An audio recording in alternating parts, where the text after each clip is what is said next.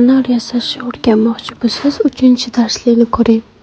Shunaqa 2 xil metrajli ko'z, braslet, sire, uzuk, zebogardon, kley narsalar kerak bo'ladi. Brasletda yasaymiz boshda. Kley surib, oq metrajli ko'zni aylantirib kesib olamiz. Endi qizil metrajli ko'zni kesib olamiz. Yana oqqa aylantirib kesib olamiz.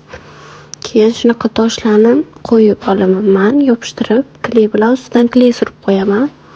Endi zirigini ham xuddi shu ko'rinishda boshlaymiz. Qizil, oq.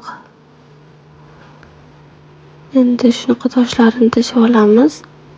Endi tepasiga 4 tadan kesib olamiz metrajli ko'zni sanab. Ustini ham oq, qizil qilib olamiz. 2 ta qilamiz bundan. Bu yog'iga 2 ta, o'rtasiga bitta qo'yib qo'yamiz. Zebogardoni uchun mana chiroyli chiqadi. Metrajli ko'zlarni har doimgidek 3 ta qilib olamiz. 3-5 qilib 3 ga bo'lib olamiz. Endi bunaqasiga 7 ta, bundan 4 ta, bu yog'i ham 4 ta, o'rtasi 3 ta. Endi qizil metrajli ko'zdan kesib olamiz oralariga. Bu yerga 3 ta xrustal qo'yib qo'yamiz. To'la kley surdim. Sizlar ham to'la kley surib yopishtirib olasizlar mana. Shunaqa videolarni o'tkazib olmaslik uchun menga obuna bo'lib qo'ying.